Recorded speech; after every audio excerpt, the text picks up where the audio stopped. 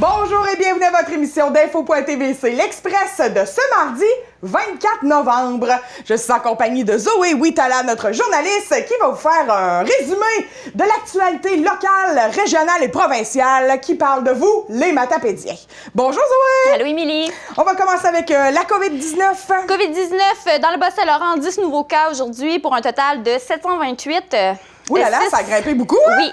Oui, c'est quelque chose. 6 dans le secteur de Rimouski-Neigette, 2 dans la MRC de la Matanie, 1 dans la MRC de la Métis, 1 dans le secteur du Témiscouata et 2 cas à déterminer. Oui. Donc, on devrait le savoir au courant de la semaine. La Matapédia, il y a eu un nouveau cas le 22 novembre dernier. Donc, on est rendu pour un total de 24. Oui. La dernière fois, j'ai dit 23, on est rendu à 24. Mauvaise nouvelle, depuis qu'on s'est parlé vendredi, il y a eu une éclosion finalement dans le CHSLD de Matane. Ouais.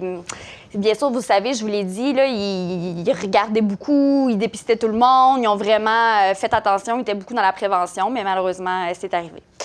Donc, en date du 24 novembre, 571 cas rétablis. On déplore 16 décès et aucune hospitalisation en ce 24 novembre. Le 23 novembre 2020, il y a eu 884 tests de dépistage qui ont été effectués. Tout ça dans le Bas-Saint-Laurent, c'est important de le rappeler. Alors, c'est ça. Donc, oui. Mais on tient à dire, juste pour finir, pour le CHSLD de Matane, la situation est stable aujourd'hui, par exemple. Tout à fait. Donc, c'est quand même une bonne nouvelle.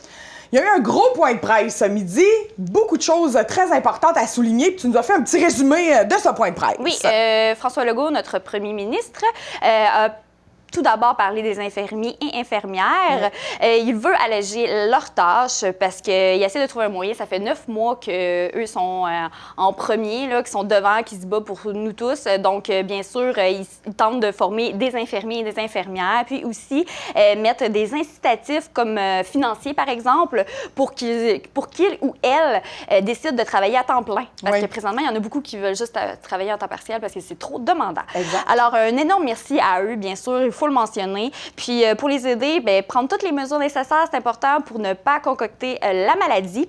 Il a aussi dit que 6 régions et sous-régions qui ont des difficultés et ce ne sont pas les grandes villes qui ont de la difficulté présentement. Non, hein, pour cette deuxième vague-là, non. C'est les régions qui payent plus. C'est les régions. Donc, c'est peut-être parce qu'on n'a pas eu un assez bon training dans la première vague. Je ne sais pas c'est quoi. Alors, l'endroit où c'est le plus difficile, vous savez, c'est Saguenay-Lac-Saint-Jean. On a aussi l'Estrie, la Gaspésie, la Naudière-Nord, Bas-Saint-Laurent et Sorel. Quand on dit Bas-Saint-Laurent, je pense qu'on parle beaucoup plus de Rimouski et Matane. En fait, bien tout sûr. Ce qui nous entoure, sauf nous. Là. Sauf nous, donc on croise les doigts. Oui. Surtout des problèmes dans les RPA, résidences pour aînés. Oui. Donc, c'est important, vraiment, vraiment, vraiment important de penser à eux. Vaccin. Donc, c'est optimiste pour ce printemps. Oui, hein? Même il y a des places qui parlent de que ça commencerait peut-être avant Noël, mais pas nous. Nous, on le sait. Nous, non, pas mais avant je sais Noël. qu'aux États-unis, là, ils parlaient peut-être d'essayer ça. En tout cas, on va les laisser être les cobayes de ce vaccin-là. Oui, puis oui. On va regarder. Même, on va regarder. Par exemple, il y a un troisième vaccin qui pourrait être produit en grand nombre. C'est important d'en parler. On parle même des milliards et que ça serait moins compliqué au niveau de la conservation. Ah, ça, c'est une bonne nouvelle. C'est comme vraiment c'est ça qui est compliqué, en fait, pour les 2 autres compagnies, là. Oui, et le fédéral négocie présentement avec 6 compagnies pour le vaccin. C'est important de le mentionner. Et donc, aussi, pour finir, on a parlé de Noël encore. C'est important. Mauvaise nouvelle. Un autre coupon à vente aujourd'hui. Oui, je pense qu'on était toutes parties un peu en 4 jours de 4 jours. Mais ils veulent juste qu'on fête 2 jours dans ces 4 jours-là. Dans le fond, ils nous donnent finalement 4 jours pour avoir un petit jeu. Une bonne plage horaire pour rencontrer sa famille, mais on peut juste se rassembler 2 parties. Des parties plates. C'est pas des gros parties là, qui finissent tard puis tout ça. Là. Puis, juste pour finir, M. Legault a dit que les voyages à l'étranger, il trouve ça vraiment pas une bonne idée. Il tenait à le mentionner parce que c'est comme ça qu'on s'est frappé encore plus fort le printemps passé à cause de la semaine de relâche. Puis, aussi, les gens qui ne peuvent pas se confiner pendant une semaine avant de se rassembler le 24, 25, 26, 27 décembre, bien, ceux-là ne devraient pas être dans les parties non plus. Non, techniquement, non. Techniquement, non.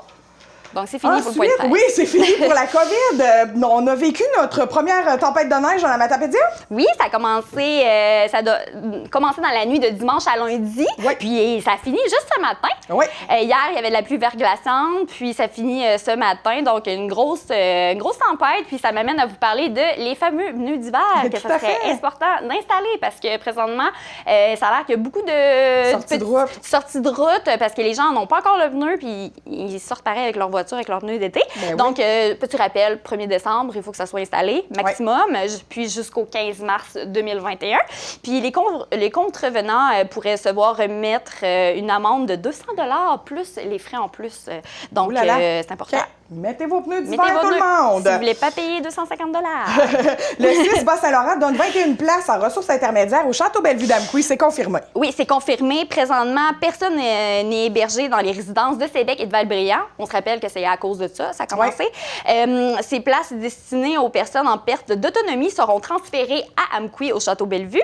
Puis, on peut déduire que c'est définitif. Les services d'hébergement de ces bâtiments Sébec et Val-Bréand, c'est terminé. Puis, même que le bâtiment de Sébec est maintenant en vente, la Villa Georges Fournier, pour 150 000 $.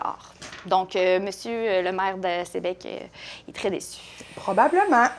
Une grosse perte pour des petites localités. Oui. 4e pièce de monnaie souvenir pour Lac au Saumon. Le 18 novembre dernier, la Société locale du développement et monsieur Marc et Raymond Thériault, en collaboration avec la municipalité du Lac au Saumon, ont procédé au lancement de la 4e pièce souvenir saumonoise d'un diamètre de 33 mm et d'une épaisseur de 2,5 mm avec rebord cannelé. La pièce présente les armoiries de Lac au Saumon sur le revers et sur l'envers, la maison mère des servantes de Notre-Dame, reine du clergé. La maison mère est un édifice unique qui est un point de repère incontournable dans le paysage de Lac au Saumon. Donc, si jamais vous voulez vous procurer une de ces pièces, vous avez juste les coordonnées à l'écran. Merci beaucoup, Zoé, pour ce tour rapide de l'actualité. On s'en va à une courte pause et ensuite 2 entrevues que tu as réalisées pour nous aujourd'hui.